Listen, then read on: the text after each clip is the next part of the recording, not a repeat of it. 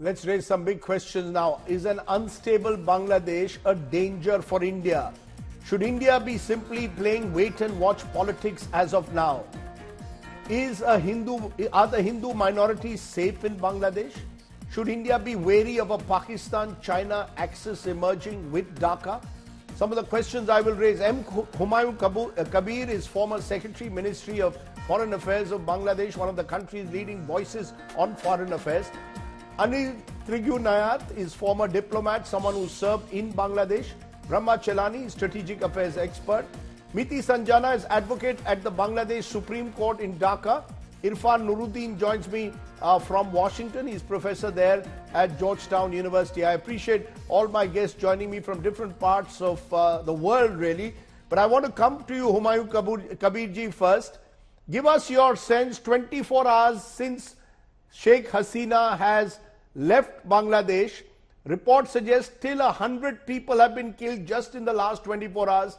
Can we hope for peace and normalcy to return? There are some green shoots of it, but are you confident that now that she's out of the country, peace will return? Yes, thank you very much.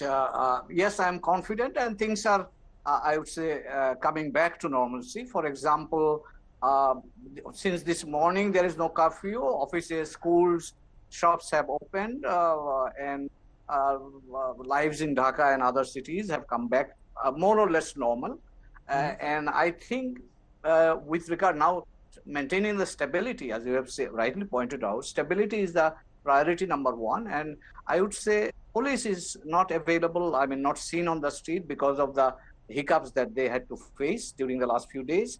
But students themselves have come down to the streets, and they have today managed the traffic.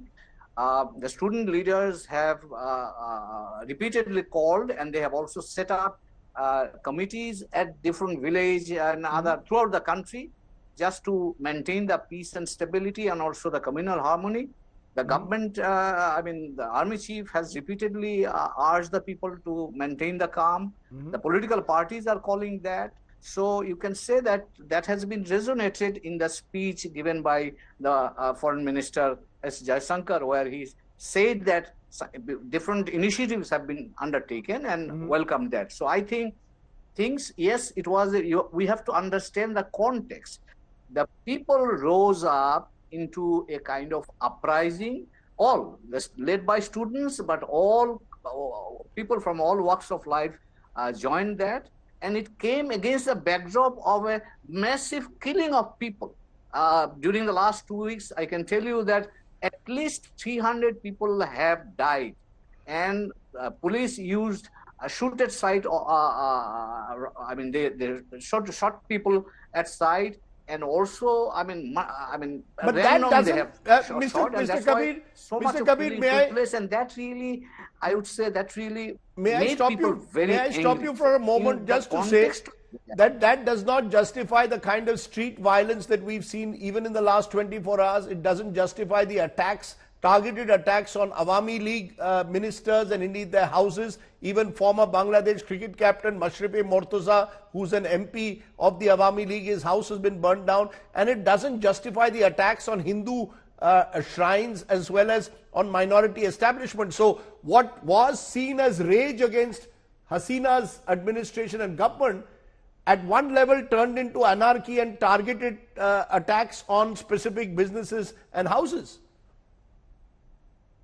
Oh, well, I mean, I fully agree with you that, there shouldn't be that kind of things happening. But, well, as you know, when people get really angry, and this anger is not, it was building up over the years for the last, at least from 2014 onwards, the people had no rights. They couldn't exercise their franchise. There was a heavy-handed rule. Differing voices were allowed. So as a result of that, you know, the sentiment became so strong, and we saw some of the nasty expression during the last. No, but there is a fear. There is a fear, sir, that some radical. There is a fear that some radical Islamist groups could also, in a way, have played a role. This is no longer just a student protest.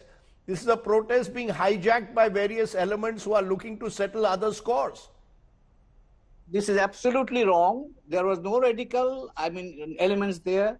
It was a student-led, supported by the common people. I can only tell you that. And in fact, the political parties, they were trying to catch up because the students were moving so fast and so, going with such a steam and such a support from the common people.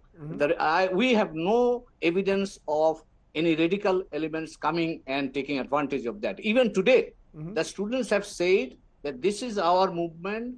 We want democratic transition and we want to strengthen democracy. We want justice. We need to build up a new Bangladesh for our generation. So you can say that this is still being led by the students, and they gave an ultimatum today to the president, saying that if you don't, suspend our parliament is not suspended, that we'll go and approach you. And the parliament was, dissolved, and the caretaker government will be formed soon. Yunus has accepted that. You have mentioned that also. So I think the last 24 hours or last 36 hours, the kind of tempo or public rage that we have seen is now cooling down, and I'm sure that things will be all right. And we are hoping that our friends, including India, should have a good understanding about the ground reality and try to help us to stabilize the situation and go back to normal relations. I'll come back to you in a moment. Let's listen in based on what you said to my other guests. Anil Trigunayat, you're a former diplomat who served in Dhaka. Give us a sense. Do you agree with Humayun Kabir, who seems to be painting a much more positive picture, believes that the worst is over? Or do you believe that the embers of this violence could continue, given the fact that there are elements in Bangladesh who will be looking at this moment to incite further trouble? Well, Rajdeep, broadly, I agree with what Mr. Kabir is saying, but at the same time, having served in Bangladesh during General Irshad's time, when there was totally anti-India campaign there, and several times we have had the Hindu-Muslim riots that are generated by the leadership of the country. So I can say that these elements have been present. There is Jamaat-e-Islami there. There is BNP, which also holds a grudge against India. And so in these kind of student-led movements, obviously there are all kinds of actors to join in, and they also want to serve their own interests. They have their own narrow interests that they want to execute through this, and the violence that we are witnessing is also maybe a fringe element, because broadly the Bangladeshi population is not that radicalized. And so generally Indians are living there. Hindus have been living there. Indian community is there. Indian businesses are there. Of course, in these kind of situations, one always prepares for the worst, because very often we see this kind of vandalization does not discriminate between one or the other. But there have been targeted attacks on the temples before and now also. So we are seeing that, and this is something that we cannot discount the fact that there are definitely those kind of elements. And now in a change scenario, we will see the re-emergence of those in a much bigger way. So your worry is that those elements, Brahma Chelani, there have been reports, some reports, all unconfirmed, let's be very clear, that there could be elements from China, from the ISI, fishing in troubled waters. And this spells danger for India now, if these groups see the instability in Bangladesh as an opportunity to expand their influence. Do you see that as realistic, or do you believe that is at the moment should be seen as pure speculation? Well, first, there is a dangerous power vacuum in Bangladesh that can destabilize the country and the region. Second, in the talks that are ongoing to form an interim government, the Awami League has not been invited. The talks are with other groups like the BNP, the Jamaat, etc. So that gives us an indication of what is coming. But I think the more important thing that is not receiving enough attention is that the military is now assuming the role of the final arbiter in national politics. The military is back in the saddle as the country's de facto ruler. And we should not forget that there have been several military or military-backed governments in Bangladesh in the last 5 decades or so. And these governments were not well disposed towards India. In fact, they allowed Bangladeshi soil to be used for anti-India activities by third parties, including Pakistan's ISI. Islamist forces were allowed to grow under these regimes. Today, with the military back as the final arbiter in national politics, Bangladesh could become a playground for Pakistani and Chinese interests against India, including efforts to destabilize India's vulnerable northeast. Okay. In fact, in the bigger scheme of things, the developments in Bangladesh represent a major strategic setback for India. I don't think India has suffered such a major strategic setback in many years, because we should not forget that India's longest border is not with Pakistan or with Tibet. The longest border is with Bangladesh, and that border is entirely porous. It's a border that cannot be effectively controlled. So when there is violent upheaval in Bangladesh or the rise of Islamist forces, this obviously will have cross-border implications, important implications for India's security. And the overthrow of Hasina's government and the return of the army to politics has put India's vital interests at stake. And these interests range from the security of India's northeast, India's transit rights to Bangladesh, the kind of defense, security, and counterterrorism cooperation India had built with Bangladesh, India's major investments in Bangladesh, and India's cooperation with Bangladesh to control illegal migration to India, including by the Rohingya. Now, all these interests are at stake. And the developments are not only a boost to Islamic forces, but also, as you pointed out in your initial comments, they raise new threats for the vulnerable Hindu minority, as the arson attacks on some temples in the last 2 days have shown.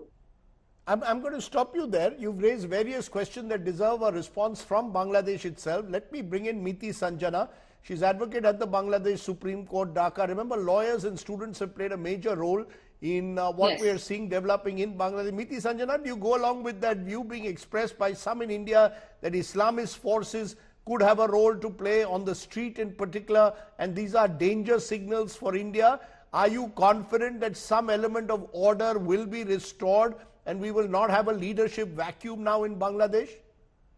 Well, first of all, I'd like to tell that, Bangladesh constitutionally is a secular country, and, our, Muslim brothers and, sisters who are devoted Muslims and practicing Muslim, all the time they actually respect the rights of the minority, the Hindu community, and vice versa.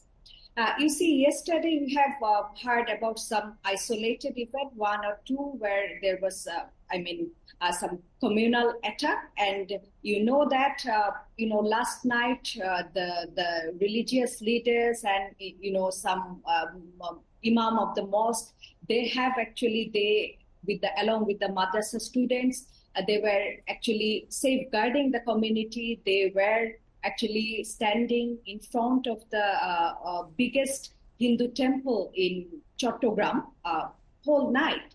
So I think, Bangladesh is a land of religious harmony, and surprisingly, before election...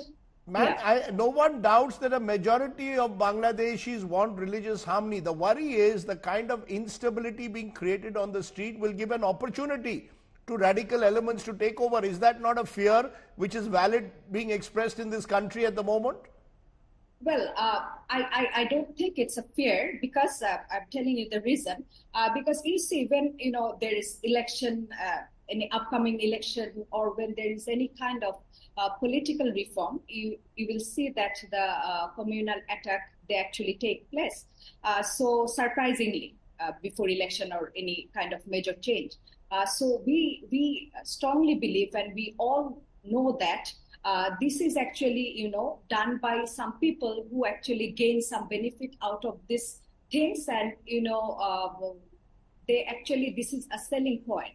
So when you say Islamic militant, or when you say about communal attack, then it's very easy to sell to the West, and it's actually that's a selling point.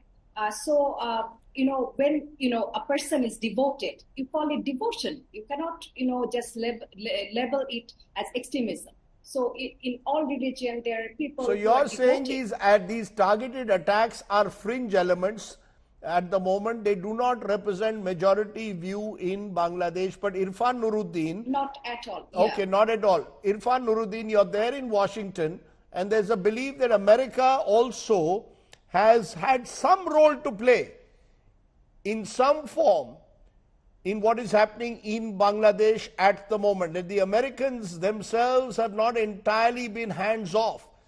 Do you go along with that? Is there a concern, legitimate, that the Americans have not entirely been neutral umpires in what's going on in Bangladesh? There are no neutral umpires in geopolitics, Rajdeep, as you well know. Right? India is not a neutral umpire either. India had a clear interest in keeping Sheikh Hasina in power because of a perceived sense that she was pro-India. The simple truth is that maybe with the exception of India, Sheikh Hasina had very few supporters and friends more generally. She had taken Bangladesh's democracy and turned it into effectively a dictatorship, autocracy. The last election in January was widely seen as rigged, fraudulent. The reforms passed under her government to suppress the freedom of speech, controls on digital media, on civil society have been tremendously regressive. And so the unpopularity of the Bangladeshi government, both domestically and raising concerns internationally about the quality of the democracy, are pretty common in that regard. India chose to ignore a lot of the concerns about Sheikh Hasina's anti-democratic actions because of a sense that she was avowedly pro-India, but as a result has painted itself into a corner where now, unfortunately, a really important partner, a potential partner, with which, as several of you have pointed out, we share the longest land border, is going to be ruled, at least in the immediate future, by elements that are avowedly anti-Sheikh Hasina and see India as having been one of her main supporters. So it's an own but goal. should is the United States worried about this becoming a recipe for chaos? It's one thing for the United States to suddenly tell the world, remind Hasina that she was no longer a Democrat, she's a dictator now. But once again, a leadership vacuum will be left, which could be filled in by elements that may become uncontrollable at some stage. I think that's undoubtedly a concern. I mean, the U.S. is going to have two main interests. One is obviously the vacuum. The second is that vacuum potentially gets filled by China. So if Sheikh Hasina was seen as being pro-India in the region, the corollary of that is that she was seen as less sympathetic to maybe Chinese strategic interests in the region. The big X factor for the United States, where maybe the U.S. and India have common ground on this regard, is if whatever comes next is seen as being more pro-China than not. Pro-Pakistan, I think, is irrelevant. Mm-hmm. I don't even know quite what that looks like in the Bangladeshi context, but pro-China would be a concern, right? I mean, for the United States, because the large part of the U.S.'s outreach to India and the stronger U.S.-India ties over the last 10 years has been to bolster America's strategic presence in the Indo-Pacific by linking it to the Bay of Bengal. And so any instability there is of concern. The real issue is, if the interim government does hold its promise of holding elections, what do those elections end up giving? What is a free and fair election, assuming that such a thing can be held in Bangladesh? What does that yield? Does it yield an outright majority for the BNP? Or does it in fact show that the Awami League, even without Sheikh Hasina, continues to have an organizational advantage? Does the Awami League, is it allowed to contest elections? Will it be banned by whatever comes next? So we have a lot of questions, but in the next 2 months, presumably we either have a military dictatorship, which would be a terrible situation, or we have some return to civilian control and civilian government, but with a very contested election. And I think we got to see what happens then. Let me take that to Humayun Kabir, because before that, I just want to put Sheikh Hasina's report card. She is the longest serving prime minister that Bangladesh has had. On economic progress, Bangladesh did become, till 2021, one of the fastest growing economies in the world. Per capita income tripled in a decade. The report suggests over 25 people were lifted out of poverty in these 20 years. There were ambitious infra projects like the $2.9 billion Padma Bridge across Ganga. But on eroding democracy, elections in 2014, 18, 24 were hit by a low turnout and an opposition boycott. Hasina relied on hard power to maintain control, thereby creating, many believe, a climate of fear. The Digital Security Act 2018 was used to silence critics, stifle freedom of expression. Press freedom suffered, civil rights was systematically suppressed. Humayun Kabir, how is Hasina going to be judged? By the events of the last few months, or by what she brought to Bangladesh in terms of stability, in terms of economic progress, or in terms of being seen as an elected autocrat? Well, thank you. Thank you very much. Let me tell you, since Bangladesh is relatively a new nation, so I myself was a freedom fighter in 1971, trained in India. So I can tell you the aspirations that we had as a young man. The first one was to get our democratic rights. So we fought for this, establishing that right. Second was we were discriminated by Pakistan regime. So we thought that we will establish Bangladesh, a new country, to become discrimination free. Third thing, Pakistanis didn't give us the justice. We didn't get justice. So we thought that we will get justice. Unfortunately, I can tell you, during the last 15 years, despite all this physical progress or economic growth, big stories, the government failed to deliver on all three of these points. The Hasina regime, I don't know if by any definition will be called as a democratic regime. She was elected democratically in 2008, and then on, things turned wrong, very, very wrong, and I leave it to the audience. So they will and not. The Are you to, telling me to, that to Bangladeshis will not look at the economic progress that they've made in the last 15 years? One of the most striking images, Humayun Kabir, was yesterday a statue of your Bangabandhu Mujibur Rahman being brought down. How will that fit in with you say you were part of 1971? Is Bangladesh now wanting to completely discard and disown the legacy of Mujibur Rahman, Sheikh Hasina and family? No, the Bangabandhu is a different issue altogether. Let me now finish my observation.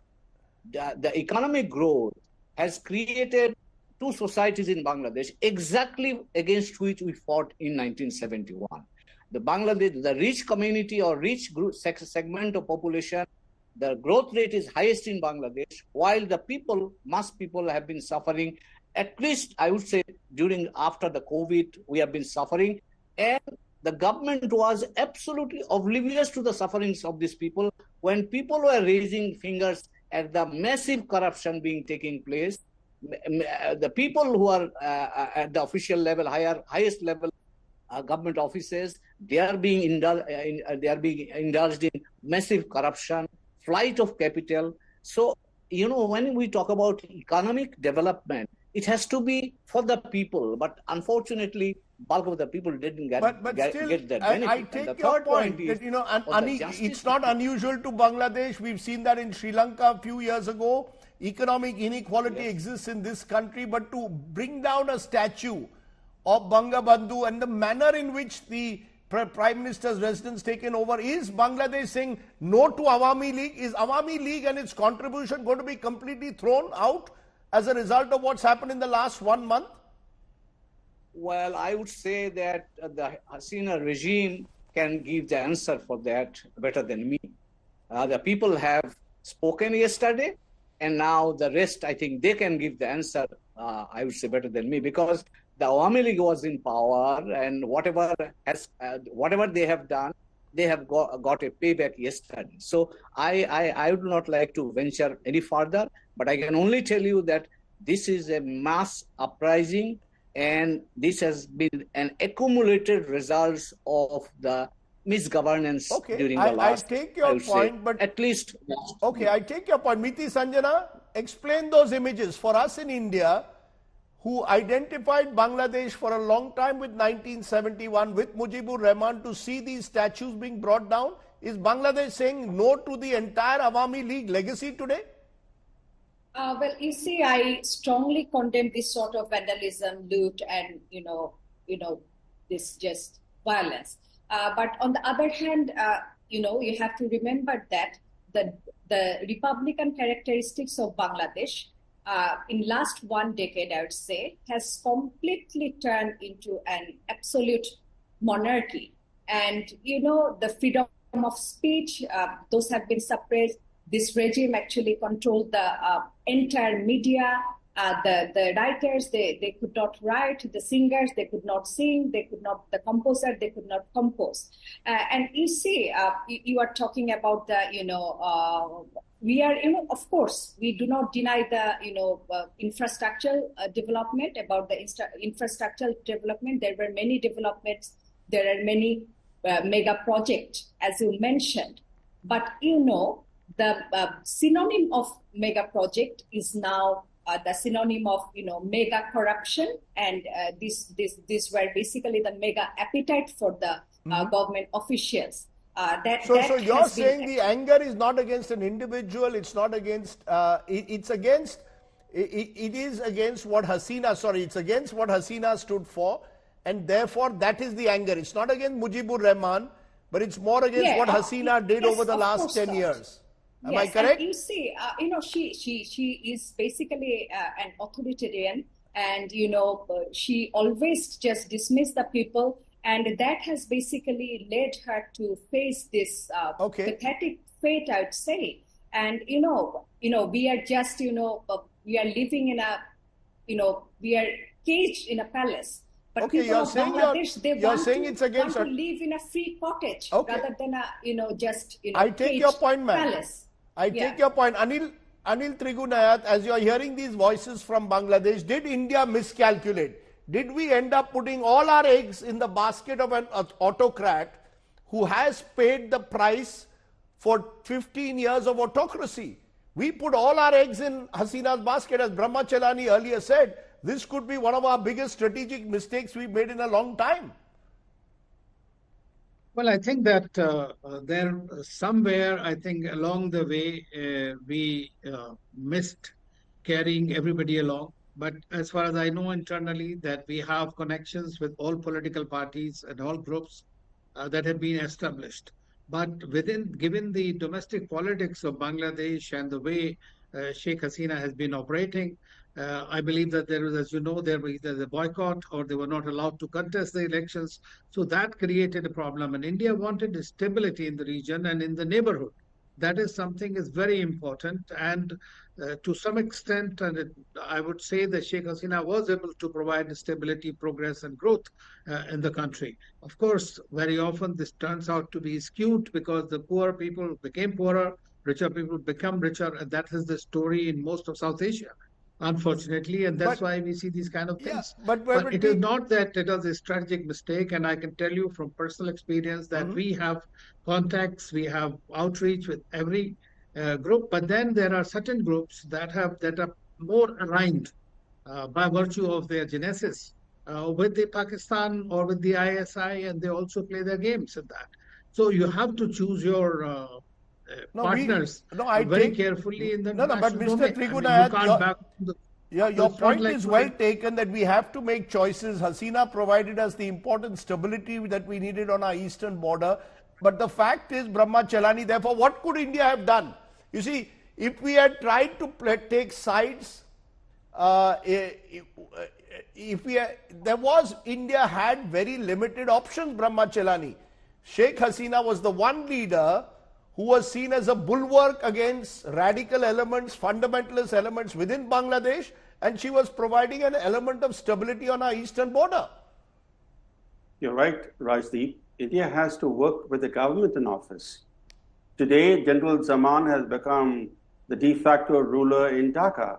India will have to work with General Zaman. It'll have to build a rapport with him. No, so what is the strategy? Now, you said this is a strategic, this is a strategic failing. How is it a strategic failing? We benefited from 10 years of relative calm in Bangladesh.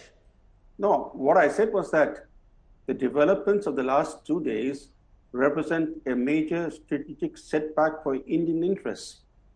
These developments will have a profound bearing on India's vital interests. Unfortunately, some of the external players did not help matters. For example, India's good friend, the United States, took a very hard line toward the Hasina government from last year. It threatened to slap sanctions on the Hasina government and its key officials. This encouraged anti-Hasina political forces in Bangladesh including the BNP and Jamaat. Now look at the paradox.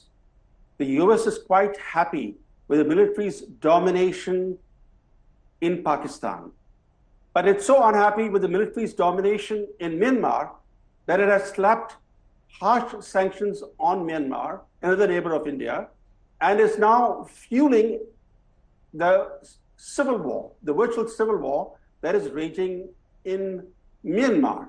Now today, with the military back in the saddle in Bangladesh, what will be US policy? The US policy is very clear to understand. The US has had cozy ties with every Bangladeshi military or military-backed regime in the last 50 years of Bangladesh's independence.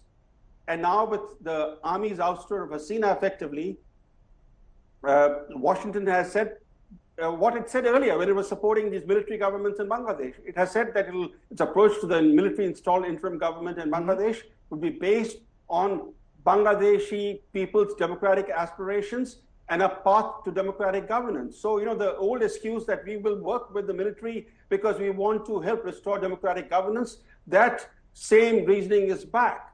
And the US is an important partner for India. The US and India should be working together on regional security. But right in India's neighborhood, we can see in relation to Pakistan, Myanmar, Bangladesh, and Iran, how divergent American and Indian interests are. In fact, American policy is compounding security challenges for India in India's own neighborhood. Irfan Nuruddin, that's a good point to get you in as we conclude this debate. The United States, as Brahma Chalani rightly puts in, seems to have little problems with military dictators in our neighborhood when it comes to Pakistan.